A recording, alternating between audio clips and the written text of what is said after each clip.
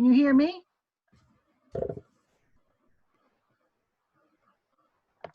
Obviously closed down. Nobody really knows where the hell they're going at this point in time. Yeah. But it's a bit of a mess. But yeah, very much. Yeah, you get through it. But there's a lot of webinars certainly going on. Like I'm, you know, 1 or 2 or 3 a day, and the places that have you where you can post your scripts, they're having a lot of them. The ISA and Script Revolution is starting to get into that, and Movie Bites, and some of the ones just for writers, the Write Life and Readsy, they're having them. And I got a new one today from Launchpad Insider Series. And that's at the tracking-board.com. And so there's all kinds of things to occupy your time. And like Larry was saying, he came up with all kinds of tutorials on YouTube for your writing. So that's great. And then the various memberships, because, well, my background, I was a police reporter for 5.5 years in Canada. So I was one of the first members for Crime Writers of Canada and Sisters in Crime in Toronto. And so some of those places have now got free webinars for the members. Oh, nice. Right. And Canadian Authors Association is giving free webinars to the Sci-Fi Society members, because I've written a sci-fi script and children's script, like all different kinds of genre, but not war or westerns. They say, don't say never, because you never know when, because what was it? That one sci-fi western script with the aliens. Yeah. Cowboys and Aliens. Yeah, Cowboys and Aliens. Oh, I just absolutely love that one. And, you know, if you could think of another one along those lines, that would be great. Well, Westworld was... yeah, Westworld, definitely sci-fi western. It's a good market. I had one that was like a co-wrote one about a werewolf western, but I think Guillermo del Toro has one that's coming out that's probably going to be similar. That's what happens. You come up with these great ideas, you put heart and soul into it, and then, you know, someone much bigger than you makes one just like it. So, yeah, working on it. I did do a sci-fi western script that we shot in Romania. That's always a little bit of a hotbed, called High Plains Invaders. So that was fun. And good market, especially Sci-Fi Channel movies. But back in the day, that was always fun. Creature features and disaster movies was basically what I was writing mostly. And that market's changed a little bit. But the family disaster movie was a good B staple for a while. Well, my 3 movies that I wrote, directed, and produced were 3 of them were creature features, and 1 was a vampire movie. Awesome. And, I gotta look you up. I'm so curious about your creature features, Christine. That's awesome. Yeah, and then you can see the trailers on my YouTube channel on Christine J. Whitlock, because one, Sharp Teeth, is about a monster carp in a nature reserve here in Hamilton, because I shot it here. Nice. And then the sequel was based on true facts that bull sharks are in the Great Lakes. So I have a teenage bull shark eating people buffet style during a round the bay race. I spent 3 months on Burlington Bay filming. They only let me film on the boats if I would be like a race person and write down, all the boats that were coming across the lines. And at that time, there was the Royal Hamilton Yacht Club and the Burlington Sailing and Boating Club. They raced against each other, but then the Burlington committee boat, something went wrong with it, so we could only use the Royal Hamilton's boat for the whole season. And I got these my own flag for being on the boat twice a week for the whatever 4 months it was. And so I got my cameraman shooting all of the boats and coming across the line. But the thing is, you cannot show the number of the boat. Oh. Right? Because it's like their identification. So we had to only use the boats that we had permissions from in the movie, or we had to get them fuzzed out. So that was really exciting summer. That's awesome. And did you have any tsunamis? I've worked on movies that have a lot of tsunamis because they can flood buildings and then sharks get in, or alligators, No. No, and then my second movie, Vampire Dentist, about a 24-hour dental office, humans during the day and vampires at night. It's now a historical movie in Hamilton because where I filmed it in a park, and they had all these little greenhouses, and they tore them all down and built one big greenhouse. And I also had some scenes in a tropical house, and they tore that down and built a bigger one. And then in the park where we had a lot of the scenes and the vampires jumping out and grabbing people, they dug up all the trees or tore them all down and cut them down. And so the park is totally different. So I say it's a historical movie here in Hamilton that tells you what happened in this park. Are these violent movies? Are you like a gore hound with lots of blood going everywhere? And these are family friendly. There's no blood, guts, gore, nudity, or swearing. No, and I didn't realize at the time that smoking raised the rating. So the first two had smoking in them, and so then I figured out that we can't have smoking in the third, or I think I did in my fourth one have some smoking. But anyways, okay, Sarah, unmute yourself and tell us about yourself. Hi everyone. Oh, getting some feedback. I'm sorry. I'm sitting next to Chris, who's also in the call. You probably noticed the same background. I'm just actually gonna adjust because I've got this on my. I'll turn off. He's turning off his audio. Hi. We're just actually in our own little writers meeting here, and he wanted to include me, so I just decided to join the Zoom call. I am also a writer. I'm a writer, director, and producer. I have had a few TV shows in development with CBC, and unfortunately nothing that is in production currently. But I've worked on a number of TV shows. I live here in Toronto, and yeah, that's a little bit about me. I'm workshopping. It's interesting. Chris sent me the link because I overheard you guys talking about sci-fi westerns, and I have a show that I'm working on right now called Dark Ridge, which is a cli-fi western. So this is my dog who's making all the noise right now. Sorry about that. So cool. Is that with CBC or which one? Oops. No, I just there we go. There we go. I don't know why. I can't hear you guys right now for some reason. Can you still hear? Oh, there we go. There we go. Jason had a question. Oh yeah. So you're working with CBC, or you have something in development?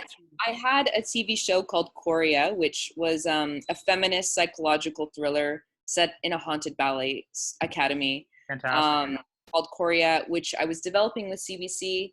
And we, after 2 years of developing it, I mean, it's definitely a show that was unlike a lot of the other CBC shows.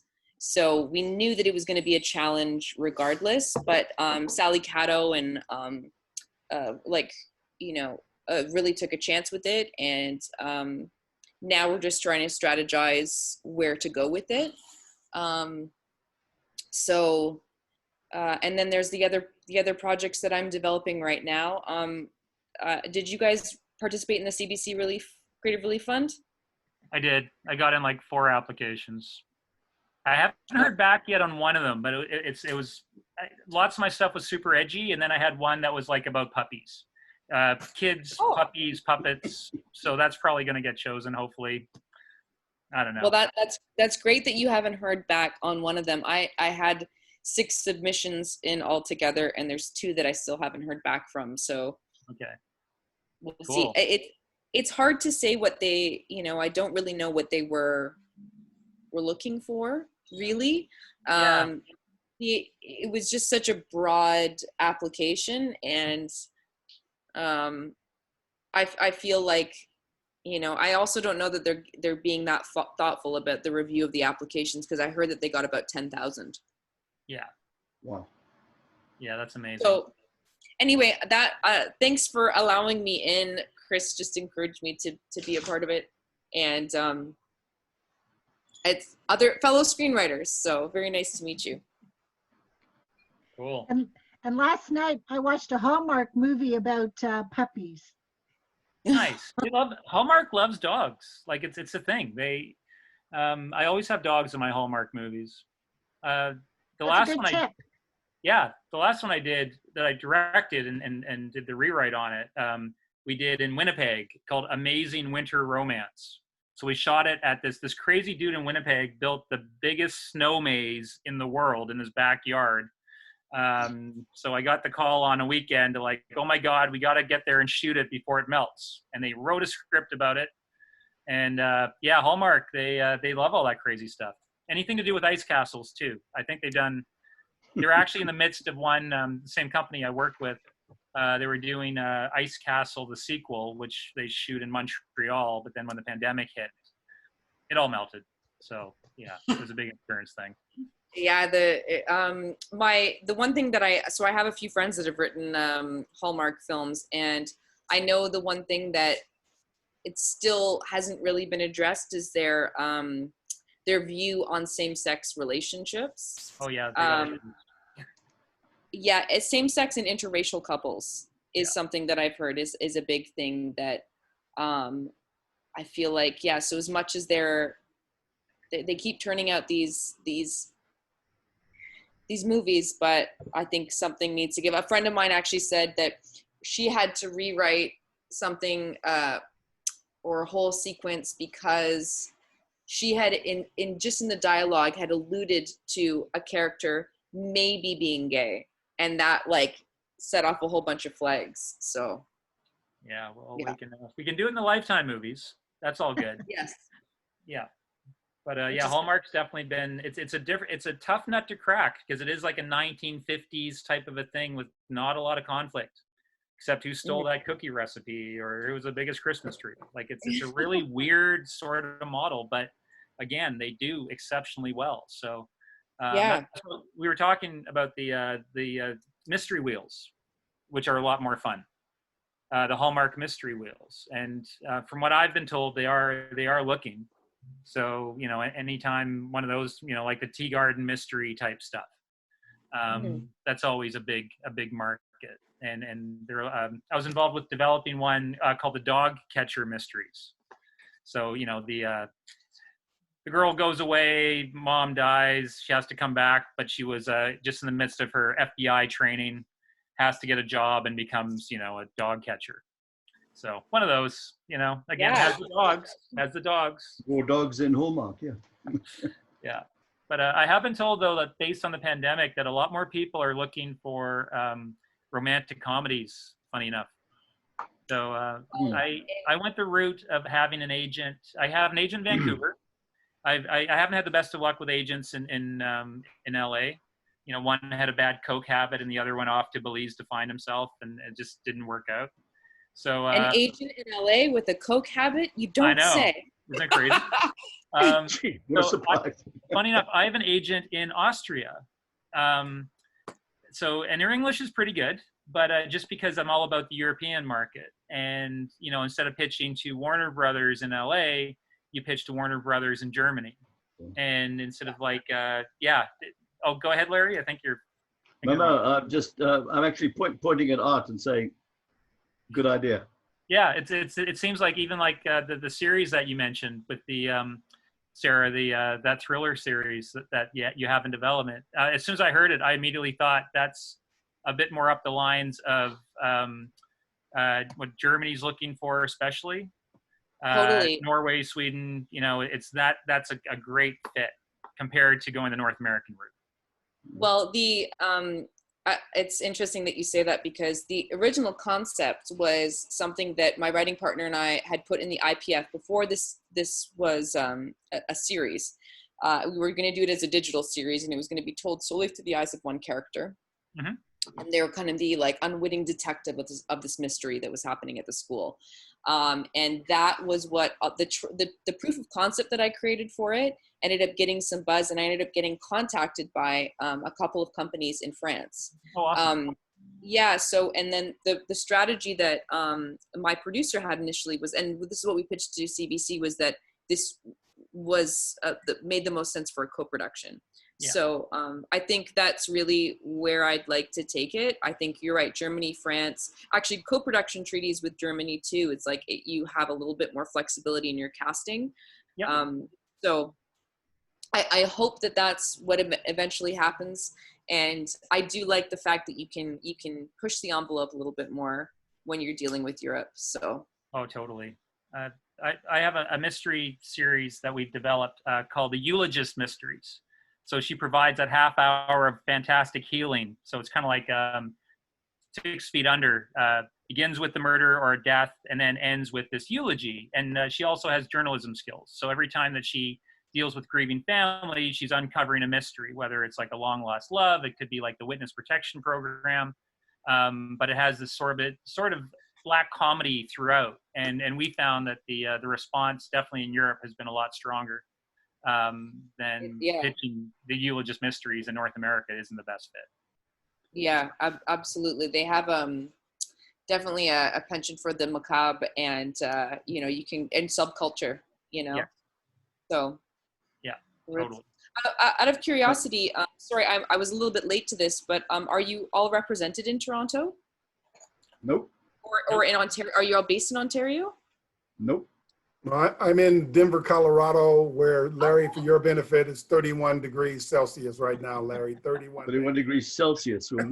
I am in, Sarah, I'm in a town just north of Tel Aviv. Oh, very cool. It's 10 to 3 in the morning, and it's 31 degrees Celsius here as well. Wow. And it's been up to 50 in the past couple of days. Oh, wow. Yeah. Very nice. So And Jason, the question for Jason would be, you're in Vancouver. Yes. Okay. Years ago, I used to go there, and there was a restaurant called Mother Tucker's. Is that still around? Oh. Tucker's. I don't think so. Sadly, Okay. it may have closed. Yeah, It yeah, has years one ago. still in Burlington here, just north of me. Oh, really? Oh, you have a Mother Tucker's. Yes. It was hamburgers, Okay. wasn't it? Well, they had, Buffet. it's a buffet style, and I remember years ago when I went, the big deal was they had over 52 things you could put on a salad. That was part of the draw. Took you 45 minutes to get on the list, and then you waited an hour and a half to eat. So it's one of those. I'm gonna miss buffets. So Jason, as a Vancouver man, I wonder if you know my friend Graham Manson. I know the name's actually familiar. It is Graham Man. Graham, he created Orphan Black, and he's and was the showrunner, and now he's showrunning Snowpiercer, which was shooting fantastic. in Vancouver. Yeah. Well, they were 7 days from wrapping season 2, and then before they had to shut it down. That's awesome. Production. I have a call with Patty Boddington tomorrow. So she was one of the producers on that, Reunion Pacific. And they also did The Man in High Castle. So it's I had a lot of friends that worked on Snowpiercer, and a few actors that I've worked with as well were on it. I haven't seen it yet, but I hear it's quite good. I'm a huge Jennifer Connelly fan. Yeah, I saw I've seen the pilot, Mhm. but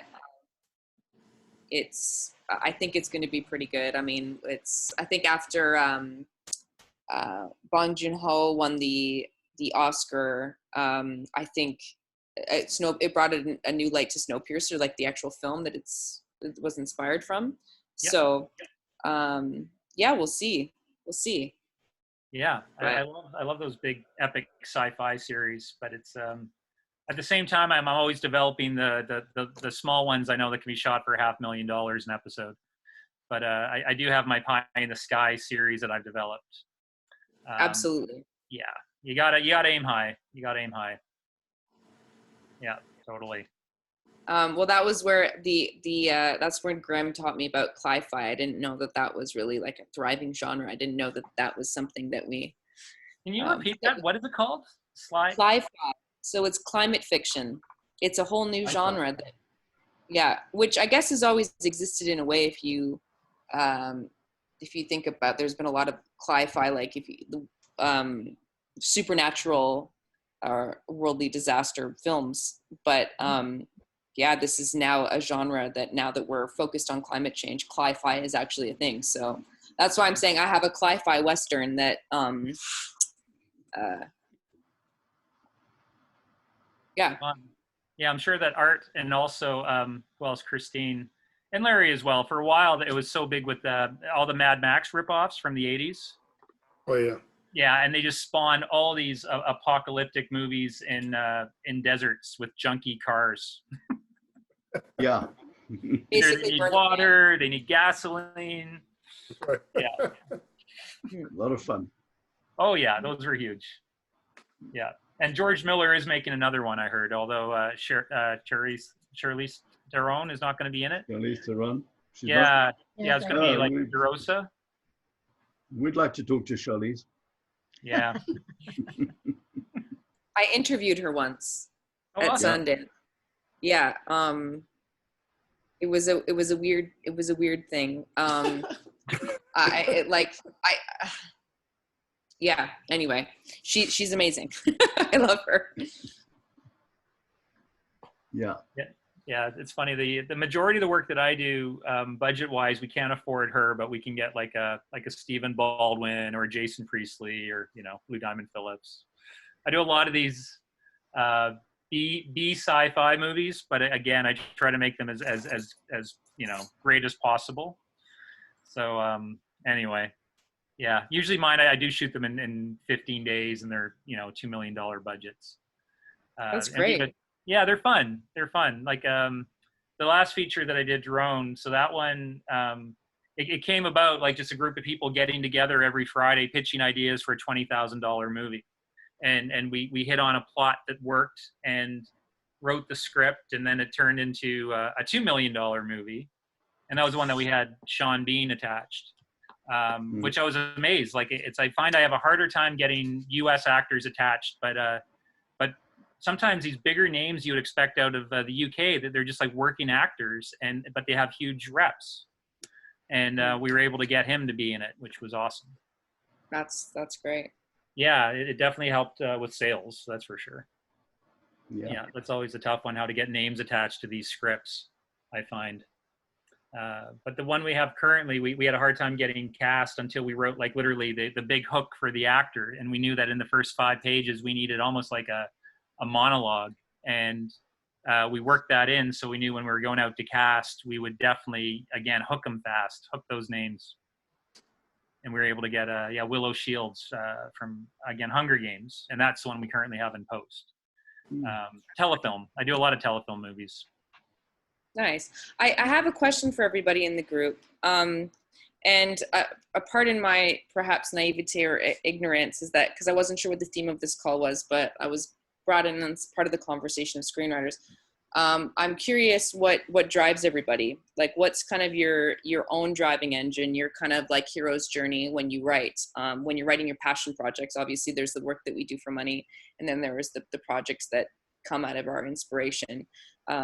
What are some of the things that inspire you guys, or what are some of the things that are like your fingerprint in each of your work? I Good guess if I question. was to answer that, Sarah, I would say for me, it's moving from success to significance. I've had film screen in Los Angeles, or you're in LA, you're watching your movie on the deal or what have you. And then it was like taking the talent and doing something that changes a mind or changes a heart. So it's sort of like not just making the movie because we can throw $5 together and do something, right? But it's more about driving change or driving sort of an awareness of a world that maybe people aren't familiar with, you know, things like that. So from success to significance is probably the thing that I kind of think about. Mm. Yeah, that's a great approach. I think from my point of view, and I quite honestly, I feel quite humbled in this group because I'm a first-time scriptwriter, and you know, you guys are talking about series that I've been watching constantly and enjoying. A lot of Hallmark stuff. Whence Goes the Heart? And we binged on that, loved it. Real soppy but lovely family type, nice values and everything else. And then we skipped from that straight across to Deutschland, which is a 2-part series set in Germany, very, very intense, about East Germany, West Germany. And the second series actually had a lot of South African connections. So my motivation here basically is to, and I find that I'm very much drawn to the what we call faction,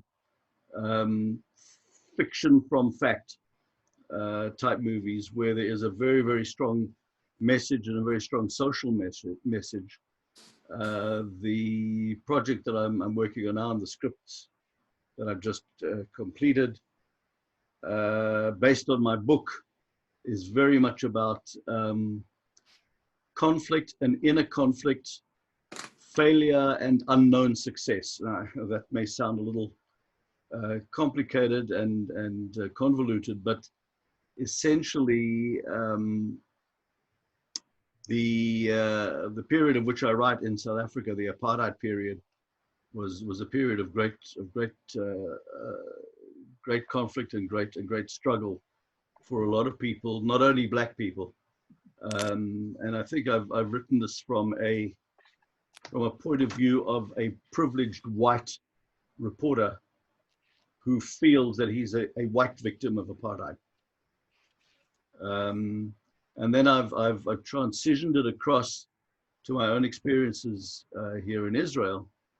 And there's also the conflict here between Palestinians, Israelis, and within Israeli society itself, a lot of conflict. And it's a matter of, my motivation here is driving the protagonist's journey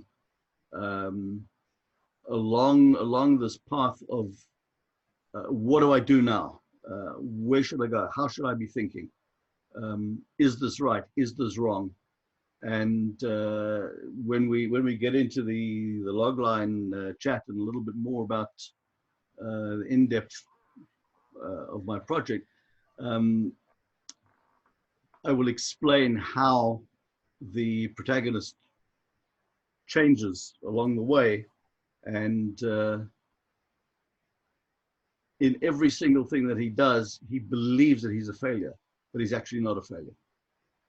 And it has a very strong social message, and because it's based on fact, and I've tried to keep the facts as authentic as possible. Authenticity is a very big number with me. I believe in authenticity, and the concept of, well, could this actually have happened? There's so many movies that I've seen where the premise is just improbable. It's just, oh no, come on, that could never really be. But I've tried to keep everything that I've written is on the basis of, yeah, well, this may not have happened, but it certainly could have happened. So that's I don't know, Sarah, sorry I've gone on a bit here, but maybe does that answer? Okay. Does that I answer mean, it does in some ways, yeah. Okay, I was going to say, Gerald, if you want to unmute yourself and introduce yourself, tell us where you're from. Sorry, just a second. There we go. Still getting used to this. Can y'all hear me all right? Yeah. Okay. Yes, but we can't see you. Your screen keeps coming on and off. Oh, sorry. It's a little dark in here, but well, like I said, my name is Gerald Hanks. I'm in Houston, Texas. I've been a screenwriter for about 6 years. I've done a handful of shorts and also written 5 features, 2 of which were commissioned by private clients. I've also been a screenplay contest judge. One of the things I'm working on right now is actually doing coverage writing for the Austin Film Festival. Cool. And basically what I'm looking for is to work with writers to help them develop their stories. I have a blog called Story into Screenplay that you can look up at storyintoscreenplay.com. And on top of doing my own specs, like I said, the biggest thing I'm looking to do is to work with writers and help them develop their stories. Great. Durin, Cool. if you want to let us see you and tell us about yourself.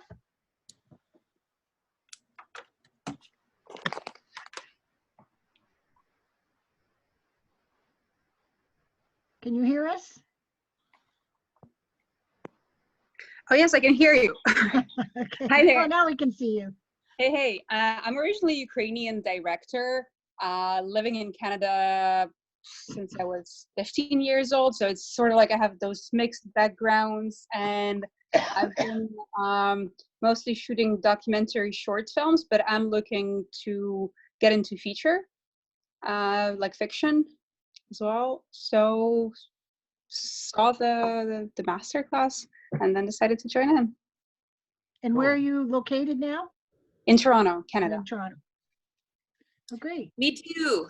Both of us are in Yeah. Toronto. We're actually in the, should we just do Yeah, like we should we're just we're do in the the same. same we're in the same room. Yeah. Like literally like right beside each other. You guys I'll don't do- need his screens. I'm sorry, I was late. I just joined in. I'm sorry about that. I will be, No problem. but I'm here. I'm listening to you, and they'll join in. Okay, I'll turn off my video for now. You want to turn off your phone? Oh yeah, I'll turn off mine too. And Sarah, you asked that question. You had a reason for trying to get the understanding behind why people do what they do? Yeah, I mean, it's not just why we do what we do, but I think also, you know, my cat. Like my writing mentors have always said to me, like when I'm writing something, when I can't really figure out get to that seed of what it's about, because you know when you ask a lot of writers, what's the story about? And it's about this, it's about that. No, it's always comes from one seed. And so having to do that work of like figuring out what that is has and getting the mentorship about where that comes from, because you know, like when you're creating and something's coming to you, it's like you have to tell it. It has to come out of you. Like, you know, my mentor said to me when I was putting my early pitches together, like, why are you the person to tell the story, right? And the other advice I got, and you know, we were talking about this earlier, was like, you know, one of my mentors said to me, what are the 3 things that you want to fix about the world? It's like, see, these are some of the exercises that started to help me really figure out what my voice is. And you know, there's a master class. If you guys have memberships to master class, there's David Lynch does one, and he says like the key when you're telling your stories is trying to find your own voice, you know. And that is what ends up creating your fingerprint in all of your work. Like and it has to be authentic. What is your individual authentic voice? So for me, I was curious to learn a little bit of where that comes from, because obviously we're all here because we care. We write, we create, we direct, we do all these things. So, you know, and some of us have particular storylines that we are always attracted to, or subjects that tend to just, you know, make sense to us the most. So that was really where the question came from, and in a way, it was a way to get to know everybody as well. you know. Cool. Yeah, I think I was went to the Balkans last fall and got to Romania and to Dracula's castle, and I stole something off of Dracula's castle. I love that. So I haven't It's been good. cursed yet. I have to put it in some kind of story. And then a couple of weeks ago, I saw on PBS The Last Train to Transylvania. Now I have to write a script about that, because it'd be awesome to, to go back and do some more research there, because of course, like, I was on a bus trip and I didn't have enough time to buy all of the souvenirs that I wanted, because there was all kinds of little stores outside of the castle that I could have bought, a couple of more $100 of stuff. My office is covered with all kinds of vampire and that kind of stuff, memorabilia. Oh, and before I forget, I also run the Horror Writers Association Ontario chapter's Zoom meeting, which will be next Monday, May the 25th at 8 o'clock. And that's open to members and not members, because of course they want to get more members. And so you can find out what our chapter is doing and what everybody's writing and things like that. And so if you want to join, let me know, and then I'll send you the link and the password, because that's a monthly meeting that I'm running. Very cool. I mean, maybe Art will find this funny as the American in the group, but when I was a kid, I got mixed up with Transylvania and Pennsylvania, so I thought vampires were Pennsylvania. That's a good one. It might be true. You never know. It might be What's the true. difference? They were never photographed together. You never know. It could be, wow, yeah, these United States are an interesting place to be right now, for sure. I mean, you could do some kind of weird dystopian, like, Pennsylvania, Transylvania thing right now. But yeah, there, and I love that you also have when you're in a place that's very meaningful, is that, like, desire to take a piece of it with you. I've actually got a few things on my wall, or in my shelf, I should say, that that I've taken from. I took something from Sundance, and I took something from when I was in Cannes. Like, I took it from the place so I could memento. So I get it. Oh, that's awesome. I had a question for Chris, if I could. Chris, in terms of your funding for your project, are you set on that? Are you still looking for financial support, or what's happening with your script or your series? So we're still looking for financial support. We obviously, we want to get it funded, but I think a big component of that is making sure that it's someone that's aligned with our vision. That's one thing that we've talked about quite a bit. And so our next goal, I guess, is Bell Fund, and then IPF in the fall. Yeah. Okay. The reason why I asked that question, I guess, Christine, for anybody, and you can give people the email address, whatever you want to as well. But one of the reasons I asked that, Chris, was I've got a guy, and it's not important who he is right now, but I've got a guy who did a couple of deals with Marvel and some other things. And he's got a unique situation where they're coming to him now with funding, saying, what's the next thing you're going to work on? Or what do you have, right? Minimum 5 million and stuff like that. So my work has always been under $1 million, or things, we've done these lower budget things and got Netflix, and we've got Amazon or what have you. So just out of curiosity, if there's something that I could, or direct somebody here on the call, or just share an intro or anything like that, I would be willing to do that.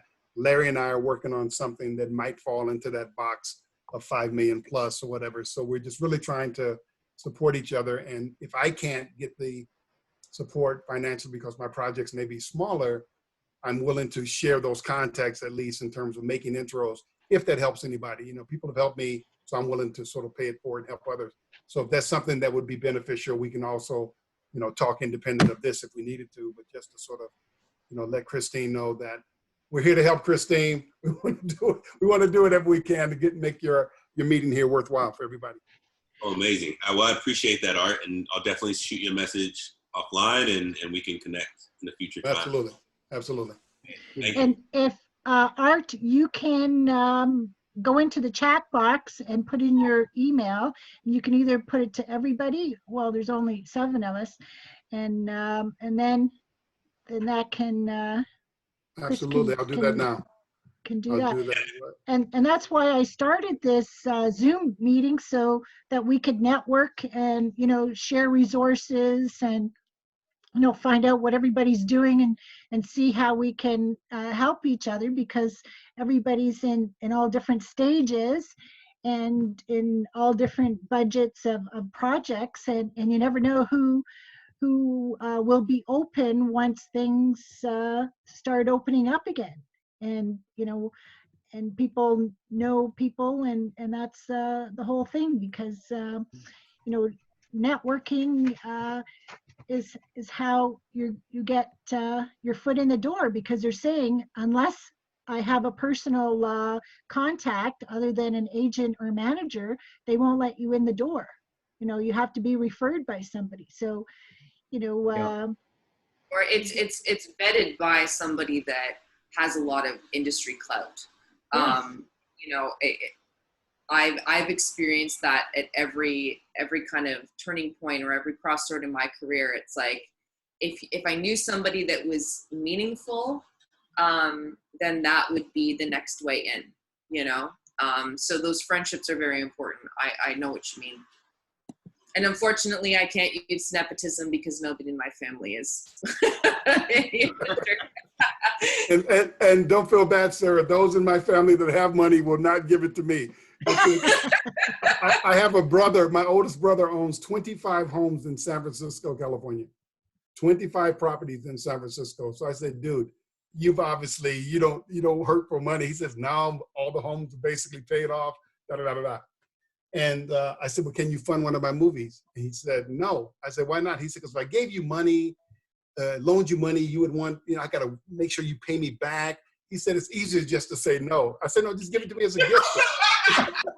Don't loan it to me, give it to me. He said, I don't know. Real estate's much safer. I said, okay. So I know what you mean, Sarah. That nepotism thing may or may not be the secret. It's cold-blooded. Yeah, Oh, man. Oh, I'm telling you, man, it hurts. It hurts. It'd be your own family. Oh, man. Oh, yeah. So, Christine, I did push that in the chat box. I'm not sure if you I saw that. you got it perfect. Great. Okay. Thank Excellent. you. Thank you. I'll make sure that I got it. And this is being recorded, so you can go back and listen to this later on and see that chat box, or you can always contact me again and get that. And the other thing also, Christine, thank you for saying that real quick for everybody. When I'm not doing this dreaming up my project idea, what have you, I teach at the Colorado Film School, which is ranked like 25 in the world or something, according to Variety magazine. But I teach film business and producing the independent projects. So a lot of the stuff that we use in terms of theory and how do you get people without an agent, or how do you draw attention to your project, things like that. So we've done a lot of things around reverse engineering, where you take the project and you put the project out in a way through, and Larry, you and I have worked on this kind of an approach, through the strategic press releases, where you announce something, and you got to be true, of course, that you announce something and you try and get people to, come towards you. And so we had a guy who was one of my producing friends. He wrote a screenplay about Frederick Douglass, and he had this award-winning screenplay and so forth. And he had gone to Los Angeles a few years earlier, had some real good meetings. Things were beginning to sort of percolate a little bit, and then it all dried up. So he tells me he's going back to Los Angeles. And I said, why? He says, I want to pitch this screenplay that I had some heat on before. And I said, it's been 3 years since you had the heat? Yeah, about 3 years. I said, so why are you going to Los Angeles? So he said, I'm going to LA to pitch this project. And so I did it enough to where it irritated him a little bit. Why do you keep asking me, why am I going to Los Angeles? I said, because if I were you, I wouldn't go to Los Angeles. I would have LA come to me. And he gets quiet. What do you mean LA come to you? I said, well, look at it this way. If you didn't get people to call you back in 1,000 days, clearly they moved on to something else. I said, but let's try something different. So we wrote up this press release about his project, and we had my company, Mainman Films, first look deal with this guy's project, whatever. And we launched it strategically to 125 people in Los Angeles. Spielberg's attorney, people like that, people around the people we were trying to get the attention. And we launched it on a Tuesday. And by Friday of that same week, he had 6 phone calls from Los Angeles asking to read his script. Oh, Because wow. they read about it in a non-threatening way. We were able to bake the log line into the press release. And then he would have a quote from someone in the industry. I think a project like this would be a great original series for HBO or something, said Art Thomas, right? Well, who's this Art Thomas guy? Nobody necessarily know, but somebody, whatever. So we were able to get some motion on that. So he had it optioned and things like that based on them coming to him. So I said all that to simply say that, being that the screenwriting and producing is not my first thing that I've done, working in corporations and traveling the planet and coming up with kind of the algorithm that says, how do you get people to care about something when there's so much competition out there? How do you get the stand or your project stand out when someone else has something just as good? It's about relationship, it's about networking, it's about having something that, in my view at least, meets the need of what that distributor or what that investor needs, right? So if we work backwards and say, what can I do for you, Sci-Fi Channel, that would increase your viewership? Maybe this project that I'm talking about can help you do what you're trying to do. And I found that to be one of the successes in terms of getting more yeses than nos. We get a lot of nos, of course, but in terms of getting people to take you serious because you're sort of offering a solution for them at the same time, positioning your project where I'm not begging you to do it. I have something that if you say no, it's going to go to your competition anyway. So it's really up to you to decide if you want it or not. But I believe enough in it to push it. So anyway, I simply said that to say that if there's anything I can do to help, I'm all over it. That's awesome. Great, thank you. You're welcome. That's very, very helpful. Absolutely. Yeah, I definitely, it's so funny. Anytime I've gone to any talk with, like, Crave TV did something here in Toronto. I want to say it was during TIFF or it was Canadian Screen Week last year. And it was and it gave people an opportunity to say, like, what are you looking for? That was the thing that I found frustrating about the CBC Creative Relief Fund. Again, Christine and Jason, I know you guys know about it, but that there was nothing specifically like, we are looking for this one thing. And I just wish, there would be more transparency from broadcasters. So having those relationships with networks is very helpful too. I think that's really good advice. Yeah. And I just sent you a link to Series Fest, which is in its 6th year here in Colorado, and it's a market for TV series. And last year, Ted Sarandos from Netflix was in the house. They had NBC executives. Shonda Rhimes' company was represented very strong there. But if you haven't heard of Series Fest, it's one that's it's kind of like Sundance for TV shows. And they strategically put it in Denver because they wanted a location-based market dealing with TV so that they can get the New York, LA, and folks out of those markets to come. And it's 6 years running. So if you go to the website, you'll see the type of people that support it. But that's another way to get those series and things looked at because the networks and everyone's beginning to take Series Fest serious. So just wanted to share that as well. Check that out. Yeah. Nice. I've been in Israel. As you know, probably know, Israel has become a hotbed of successful TV series or successful bases for TV series. I think Homeland, In Treatment, and now Fauda, Orthodox, Shtisel, Fantastic. So there are a lot of very prominent Israeli directors and producers, and we're trying to get into them. We had some connection with Keshet International, which has a very, very wide catalog. Unfortunately, they turned around to us virtually on the day that I contacted them and said, "Wow, we're so sorry, but we have another South African series that we're looking at, and we don't have the budget for 2." So I said, "Well, ours is much better, obviously." That's right. They'd already signed with them, so it's kind of a bit late. But we're trying to get into various rooms here and talk to people. The vision that I have, and I know Art shares this vision as well from the production side, what I call the admin side of things, is to have a sort of multinational production. There would be US, Israel, and South Africa.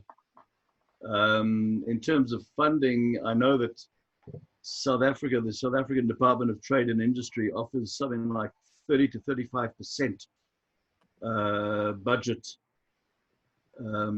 support. I don't quite know what that means, or whether or how South Africa can afford that at this point in time, because their national airline has just gone bankrupt and their tax and revenue service is just going bankrupt. So I don't know where they get this money from, but they offer it as an incentive.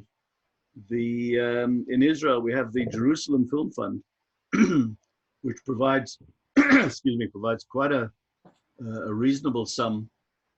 And for that, I changed actually, my daughter changed the location, the Israeli location, from Tel Aviv to Jerusalem. Tel Aviv doesn't have anything like that, but there are Israeli film funds, and there's a lot of stuff going on here in that direction. And hopefully we can get some interest from somewhere in the States, so that we have this joint international production. I don't think there's ever been a collaboration like this, certainly not South Africa, Israel. And that would be a first. So, you know, maybe that's a subject for a new press release, Art. We could think about that. Yeah, and if you've got some money, it's easier to get more money. It's always first money in, right? So exactly, we've got an indie project that we're looking at, and ironically, we have the money to make this indie project, but we don't have the freedom to do it with this Corona stuff. We're trying to shoot something this summer that may get pushed. Small thing based on a short film, political thriller kind of a thing, you know, with the 2020 election coming in the U.S. This year, and some other things we're trying to do. But that press release thing, Larry, could be good. And with your book and stuff being out there also, I think that, you know, plays well too, because anybody who wants to do something with that project might say, hey, the movie gets made or the series gets made, and then we can then re-release that book, you know? And so now there's more money for a distributor to benefit in. So yeah, absolutely. Getting that first pickle out the jar, that's the and Larry, while you're talking, you said you had a log line you wanted to pitch us. Yes, I do. Before I give you the log line, let me give you a little bit of background in terms of genre and what the story is all about.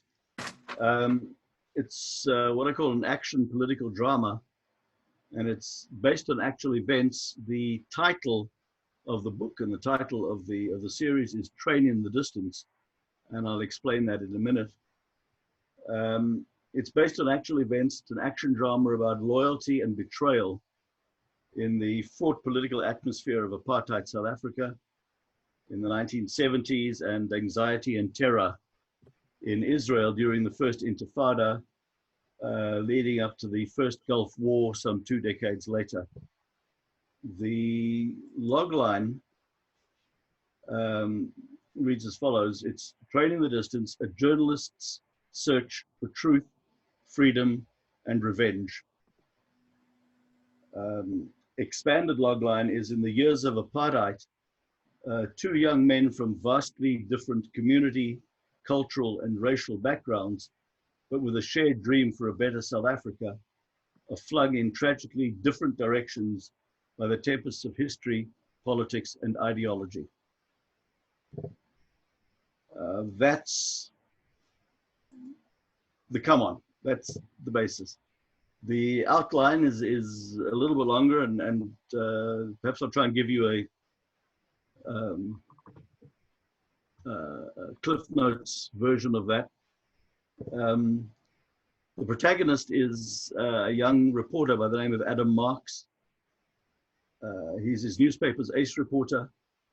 He's constantly seeking and getting the big story. He's always getting a scoop. He's motivated not just by the scoop itself, but by the desire to make an impact on his readers, to change attitudes, to create a groundswell of opinion against apartheid and against the brutality of apartheid. His stories and byline dominate the front page. He becomes more and more frustrated as time goes on because there seems to be little sign of any change in public attitudes. And he begins to feel that his readers are seeing his stories merely as entertainment, not to be taken seriously. He gets to a point after covering a particularly heartrending story that he can no longer take it. He leaves journalism and he enters public relations, dealing mainly with clients who are involved in social commitment, companies with social commitment projects and so on. And he is invited to pitch for a government project or a quasi-government project. And he and his team, understanding that the project itself is one of the underpinnings of apartheid, turn it down. He starts losing clients left, right, and center because they all, somewhere along the line, there's always a government connection, either through a tax office or it's through a connection or it's through some other way. But he starts losing clients to a point where he is actually evicted from his offices. And he and his wife had been talking about this for some time, and she says, time to leave South Africa, we're going to Israel. They pack up, they go to Israel, and they arrive on day one of Intifada #1. And that's very significant in the story and in the truth behind that story. Sorry, I'll let you finish. Sorry, okay. He continues his career in PR and marketing in Israel, striving to achieve a change in attitudes both about and within his country, his new country of adoption, until there is a terrorist attack in the center of the city, which actually happened in Tel Aviv, but will probably not take place in Jerusalem, in which 2 members of his family are killed. That's the truth part of it. The fiction part of it is that he discovers, by being contacted by the Mossad, who is actually behind the terrorist bombing in terms of financing, and it turns out to be his old friend from South Africa. And the story then goes on how he seeks revenge to get closure on this. But all the way along, he sees himself as failing. He says he failed in his journalism because he didn't achieve what he wanted to achieve. He failed in his friendship. He failed in his attitudes and his approach to life in Israel. He then becomes involved with the Mossad in a highly daring and creative, as only the Mossad can do, operation to capture the guy behind the bombings, which they do. They bring him back to Israel, and after a year in jail and just before he's due to go on trial, he escapes back to Iraq, where he'd been working with Saddam Hussein. And this gives Adam Marks his point of conflict in his entire life, because as a journalist in South Africa, he was vehemently opposed to the death penalty.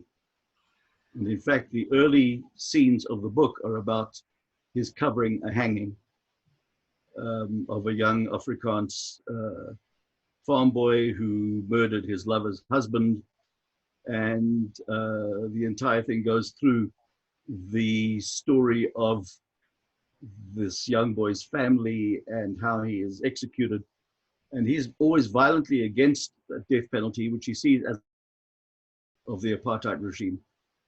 It turns out towards the very end of the book, after the antagonist has escaped, that he actually turns around to his Mossad handler and says, I should have killed him on the spot when I had the chance.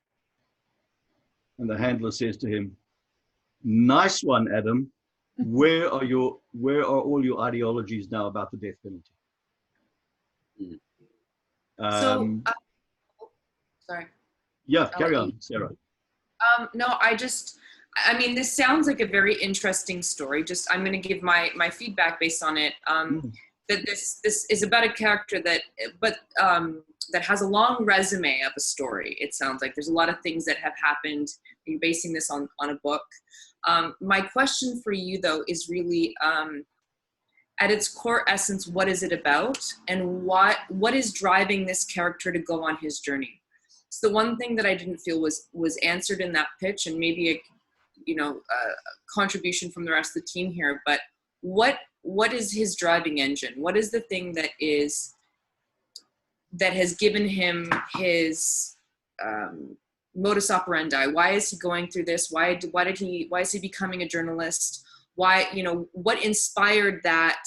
I understand that the having to report on the hanging, and that was the thing that made him decide that he was against the death penalty. But those are the kind of things that I think understanding his heart of darkness and what the trauma that he's gone through, the little traumas even, that have defined his character and have made him decide to jump into going on this journey. That's what I think needs to be front and center, and I think maybe needs to be refined, because the story itself is interesting, but at no point did I feel connected to the character. And I'm giving you that honestly, because I feel like we need to know what it is that we can as humans relate. It's the whole save the cat ideology, right? What is the one thing about him that we know that makes him absolutely human? Is it his empathy? Is it his, whatever it is, that we need to know that right off the top. This is why he is doing this, and the journey itself will follow. The journey, in fact, in a pitch doesn't even really matter. We want to know why he's going on it, So maybe refining the why. That's my great. Thank you for that. I think that's very, very valuable. Perhaps I can answer to a certain degree. He is and has always been vehemently opposed to apartheid. He's grown up as a youngster in apartheid. He's seen the injustices of apartheid. It's worthwhile mentioning that he is Jewish, and he relates his people's suffering over 2,000 years of discrimination and everything else, and he turns around and says, we've been through this, how can we possibly exist in this country under apartheid? And he goes on his mission is to change attitudes about apartheid. The hanging is, as you say, it's probably just incidental, but because he is so opposed, and he's done a lot of reading about execution and death penalty, and he is absolutely convinced that it's wrong. And because it's an underpinning of apartheid, he tries to change people's attitudes about that and about a lot of other things to do with apartheid. He befriends and he mentors a young Asiatic Indian reporter in Johannesburg who looks up to him as a hero of some sorts, and they do a lot of projects and campaigns together until the point where this young Indian reporter just disappears, and it is he who becomes the paymaster for Saddam Hussein for terrorist bombings in Israel. And that's the connection between the South African and Israel point. His motivation is changing attitudes. He wants people to change their attitudes, to change the way they think about things, to have a more a broader approach to life, to question things more. But he feels that he fails at every single point. And it is his quest for looking for truth, looking for justice, and eventually, when he finds out who's behind the terrorist bombing, looking for revenge. And these are the motivating points of the story. There's a lot more to it, obviously, as we go along, and it's all in the Bible, in the pitch package. But I think Sarah, maybe that gets closer to what you're saying. If it doesn't, give me more, please. I'm sorry, Christine, I know you want to jump in, so I'll let you go ahead. Oh, Gerald has his hand up. So have you got a question, Gerald, for Larry? Comment? Yeah. Like you said, it seems like there's a whole lot going on here. And are you looking at this as a feature or as a TV series? As a TV series. Okay, because I was going to say as a feature, you got way too much stuff going on. Oh, yeah. There's no way that's going to fit. How many? Well, I mean, how are you? Is that what you just talked about? Was just like the first season? No, that covers both seasons. Okay, 2 seasons. Yeah. You weren't in the conversation earlier, Gerald. I'll just tell you that the book itself, on which this is based, is divided into 2 sections. Okay. One is called South Africa Years of Struggle and Israel Years of Conflict. So there are 2 very distinct seasons. Okay. Each one of which I imagine, and just based on the second draft script, which I'm now waiting for the third draft to come back to me, is about 10 to 12 episodes per season. Okay. Well, I've like I said, obviously a lot of my experience is more writing features than for TV, but I think the core principles are the same, and some of what Sarah was talking about, I think really applies here in terms of, especially for TV audiences. I mean, they're going to have really short attention spans.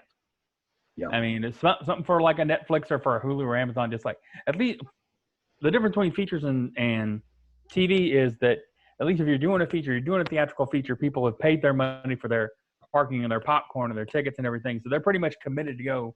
They're actually get out of the house to go see this thing. With something like a Netflix or a streaming or even a network like an AMC or an HBO, that if they don't like it, they're gone. And if you don't catch their interest right away, they're gone and they're not coming back. So the biggest thing in terms of I know you have, there's a lot of, like you said, there's a lot of intrigue, there's a lot of political philosophies involved in this. I'm gonna be blunt. The audience is not going to care unless they're not going to care about the philosophies unless they care about the characters. Yeah. You have to make them care about the characters. Now, and you've told me a lot about what you said, a lot about what these characters are. You haven't said, you've said a little, but you haven't pinned down what they want. If you ever taken an Aaron Sorkin's masterclass, one of the things he talks about is, don't tell me who the character is, show me what he wants. Because when you show me what he wants, that'll tell me who he is. So, and also to pin it, instead of like saying, oh, he wants to get rid of injustice, he wants to get rid of apartheid, he wants to change people's minds, things like that. It has to be more concrete than that. Like say he has to save this person from hanging. He has to get someplace at a certain time. He has to save such and such a person. Even for a TV series, it has to be more concrete than that. That's what the audience is going to follow. They're going to follow the character's journey to chase that one thing, and whether he gets it or not is basically whether he gets it or not is almost immaterial. It's the journey that they're going to follow. So you have to have him. You have to give, especially for something this intense that you're going to stretch out over this long, that you need almost like a pinpoint accuracy in terms of what that character is going to want. And through that, that's when you convey the more philosophical points. That's when you convey the injustice and apartheid and all that. That's how you convey that. You know, I mean, like the whole spoonful of sugar helps the medicine go down. It's like the sugar is him, the character chasing the thing that they need to do. They need to save this person, or need to get out of town, or like Casablanca, he needs to get his goal, Rick's goal, was to actually try to get out of Casablanca, and he ends up giving the papers away anyway. Right. But that shows his character arc. So that's what you need to look at for this character. Is like what is it? What is the one thing that he's going to be chasing after this whole time, like saying in an example on TV, say something like 24. You're like I said, you bring up terrorists and things like that. That's one of the first things I'm thinking of is if there's like a real intense show about terrorism, it was 24. Yeah. And you track Jack Bauer over those 24 hours. His job was to stop the terrorists, right? That's the one thing, and everything that he did along the way was what the audience followed. That's what revealed his character. That's what revealed his values. That his values were to accomplish the mission over everything else. Stop the terrorists over everything else, whether it's over the law, over anybody's rights, over his own safety, over his family safety, over everything. His focus, his laser focus was to stop the terrorists. That's what you need to find with these characters. Instead of telling me everything that they are, that are telling me all their ideals and all their values and all that. Like I said, you've heard the saying, "Show, don't tell."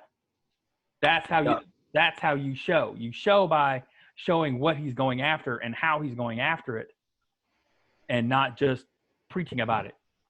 Like there's the old saying that says, "Preach the gospel always, speak only when necessary." Mhm. So that's one of the things that I teach when I work with clients is a good practice is to do a scene without dialogue, or do like a whole stretch without dialogue. Show me what they want. Show me through their actions. Show me in the old saying, we judge ourselves by our intention. We judge others by their actions. We're going to judge this character by his actions, not by his intentions, not by his words, not by any grandiose speeches. Show me what he wants. Show me what he's willing to do, go after it. And that will make me care more than all the speeches in the world. And sir, Great, thank you. just so that we aren't running out of time, Art, you have a log line to also let us know? I do. So I just sent it to you as well. Okay. It's called Single Track. It's a mountain biking movie, family movie. Said it should be on Hallmark when I pitch it to folks.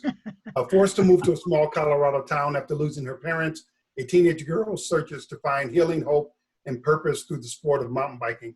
So it's sort of this, this female-led project, young girl going through a traumatic situation. She ends up in Colorado, and sort of her life, the community sort of helps her heal through this loss. And she takes up the sport of mountain biking, which is sort of a sports adventure drama kind of a thing, but it's family-based and shot here in Colorado in Crested Butte, which is one of the first or second birthplaces of mountain biking. And you have Whistler Mountain in BC and things like that. But this is sort of a story with a young girl learning to master the sport and the stuff that she deals with in the process.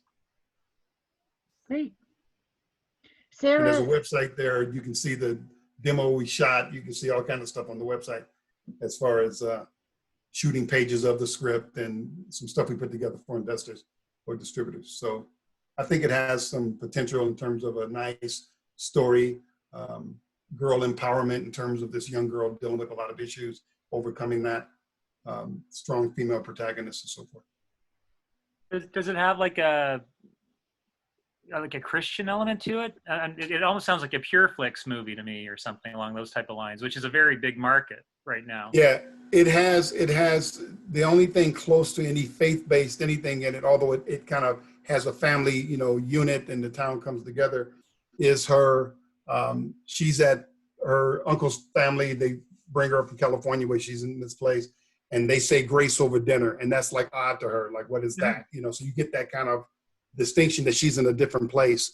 But to answer your question, it's more family friendly than say Christian based, but it has openings for whatever you want it to be.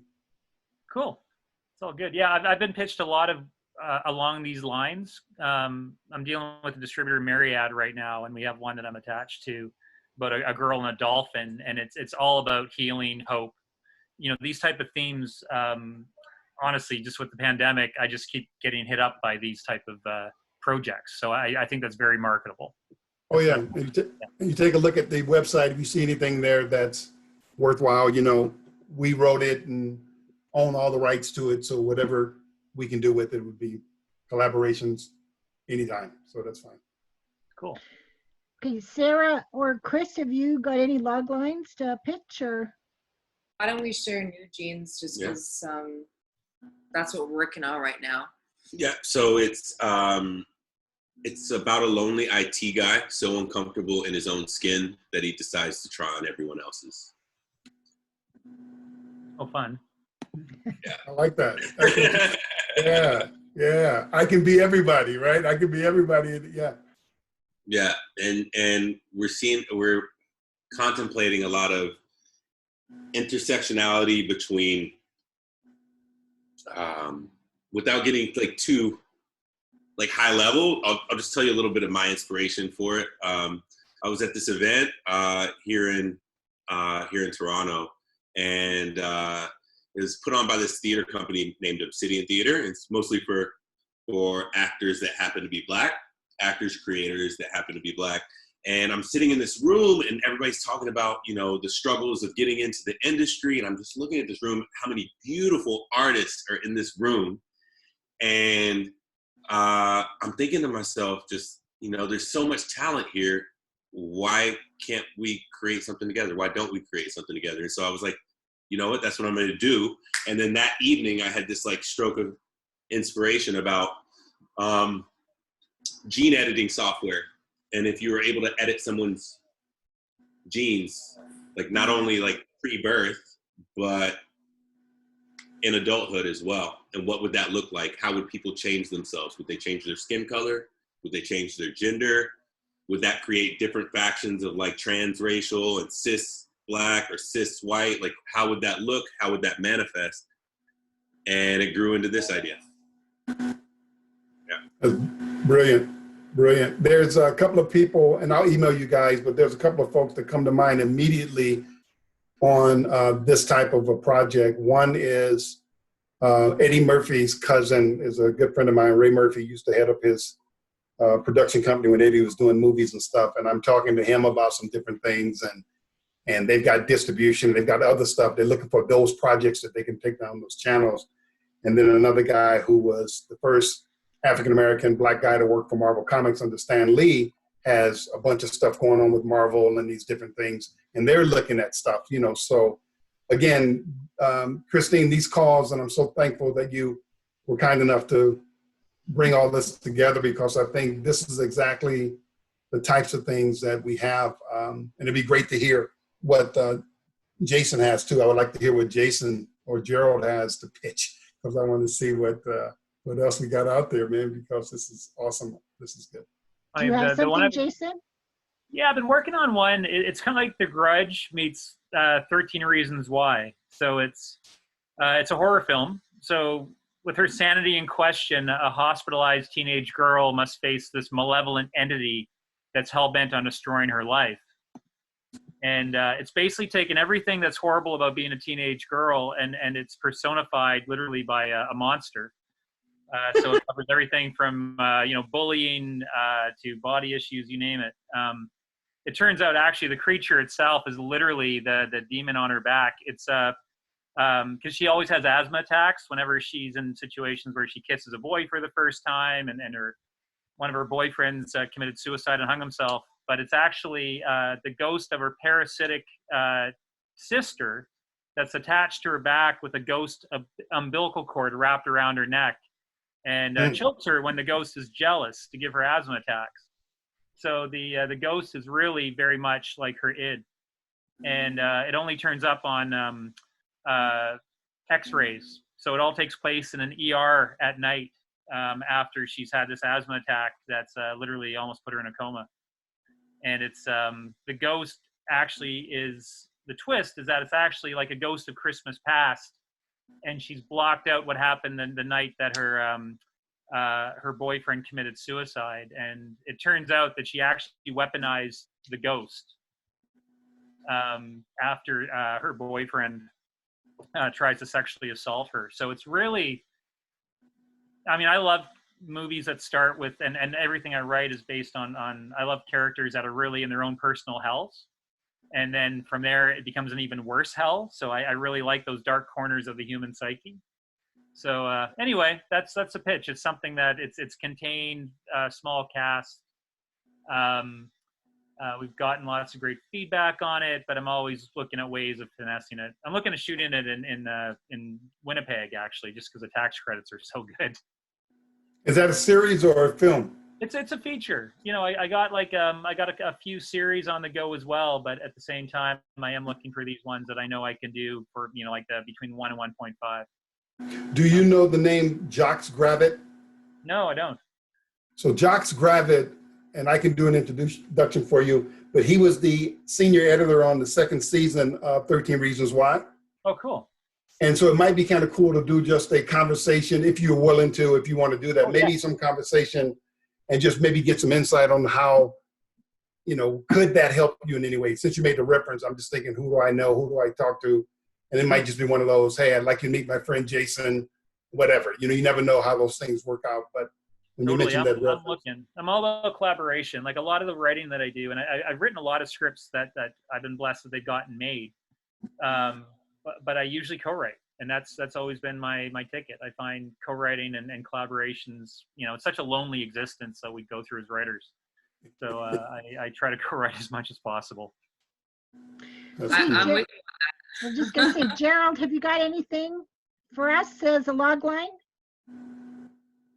Yeah, just sorry, technical difficulties here, but just a couple of the projects that I recently did. One of them, again, is a faith-based script that's called Prodigal. This was for a client that I wrote for. Basically, almost two stories in parallel. One is that there's a white pastor in a historically African-American church. He grew up in that church. He was adopted by an African-American couple.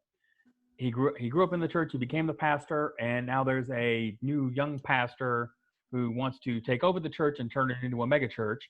And the way he's going to do that is to depose the white pastor, because he learned the second story, which is when the white pastor was a teenager, that he stole from the church and ran away from home.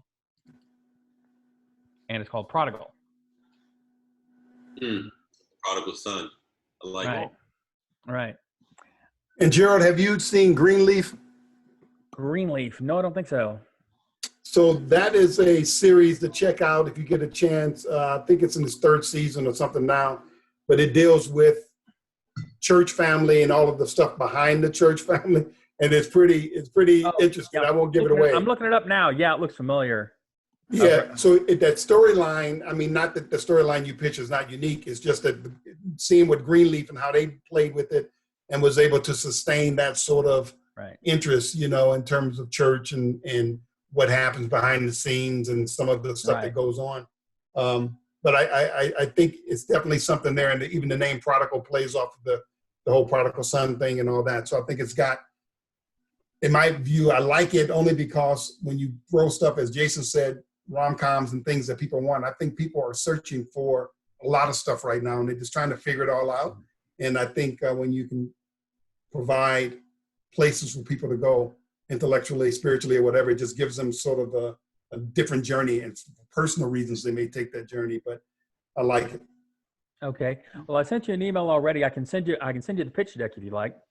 Absolutely. If you need me to sign a non-disclosure or any of that stuff, I'm more than willing to make sure it's all papered the way you need it to be papered. So feel free to. Okay. Yeah, I have to check with the client, but I don't think an NDA will be necessary. But like I said, I can just shoot you the pitch deck to look at, and it's got all the story information, all the contact information. Like I said, all it is just a script right now. We're still looking to get attachments for it. And this was like a year or so ago that I finished it for him, but I've got that, and I've got another one from another client. She pitched it as a faith-based National Lampoon's Vacation. I don't know if you ever you might have heard of a producer director by the name of Michelle Miller. Sounds familiar, but I couldn't pick her out in the lineup. But it's there was her big break was a Lifetime movie a few years ago called The Preacher's Daughter. Okay. And this is based off of her family. So she's already an experienced writer, but she like writer, producer, director, all that. And she came to me to help her write her family story. And so basically you have this is 1973. You have the pastor of a Baptist church, his wife, their 3 daughters, aged 12, 10, or 4 daughters, 12, 10, 8, and 18 months, and a 16-year-old sister-in-law. So and she's kind of a proto-feminist, you know. She's 16. It's 1973. This is kind of the start of the feminist movement. And so they decide to drive from Texas to Colorado. Oh, So yeah, just take the pastor, take the proto-feminist in 1973, and put them in a car for about 1,000 miles to go drive from Texas to Colorado, and hilarity ensues. absolutely. The car ride alone. Oh yeah, and just those two, not counting all the kids, Oh yeah. counting all the stuff the kids get into. Oh yeah. So they're stopping along the way, doing all that stuff, Oh, yeah. getting into the adventures. Yeah. Road trip. Oh, yeah. Yeah. That's funny. That's funny. Gerald, can I ask you to just tell me a bit about what this proto-feminist means? Well, I mean, like this. I mean, like the early stages of, for one, it was like the early stages of that wave of feminism, like 1973, like, basically started like Ms. Magazine and Billie Jean King and all that. And plus she's like 15 or 16, so she's just kind of growing into it. I actually have a friend who was one of the co-founders of Ms. Magazine and was Gloria Steinemann's publicist. Oh, wow. She's in her 70s. Oh, wow. But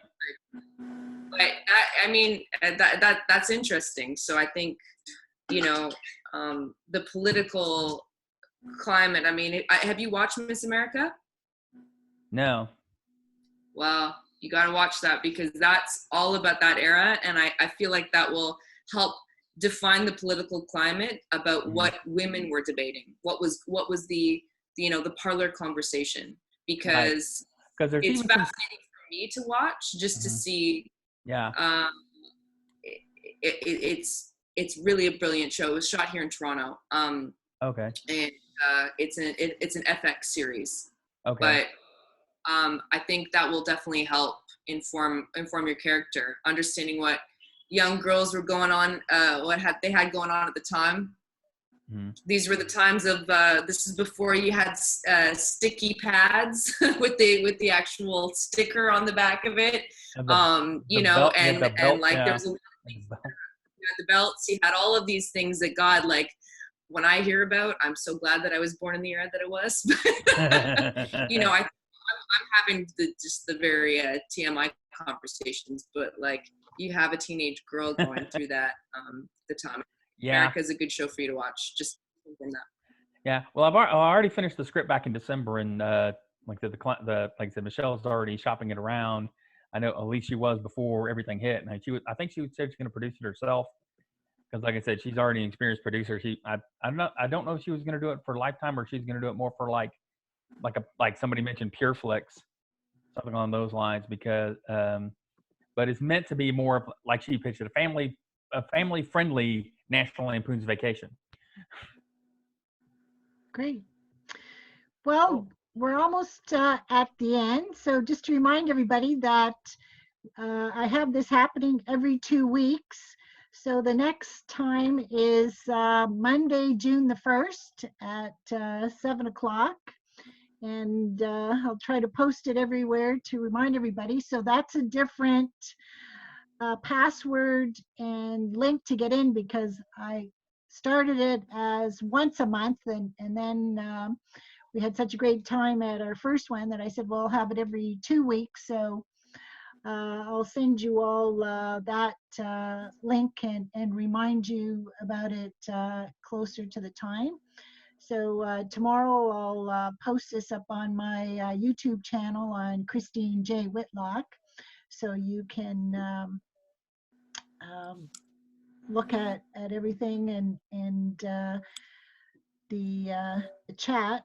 And you know, if you somehow can't get a hold of somebody, come back to me and we'll all connect. And because that's what I have this Zoom meeting for, is networking and sharing of resources and ideas and everything else. So have a great rest of your evening, and I hope to see you in 2 weeks. Yeah, thank you. Thank you for doing this, Christine. Appreciate it. You're welcome. Great. Thank you. Nice meeting everyone. Yeah. Christine, thank you, and thanks to you guys for allowing me as a raw novice into the group. I really appreciate what I heard. Learned a real lot this evening, and as I said, I'm bowing down to you guys. But yeah, it's an exciting journey. Thank you, Christine. Thanks indeed. Great. Well, thanks Thanks for for coming. allowing me in. Oh, anytime. Good. Thanks for I coming. Okay. Bye for All right, now. thank you. Okay, All guys. right, we'll talk soon. So we'll do it. Appreciate it. Take it. Get some sleep, Larry. Get some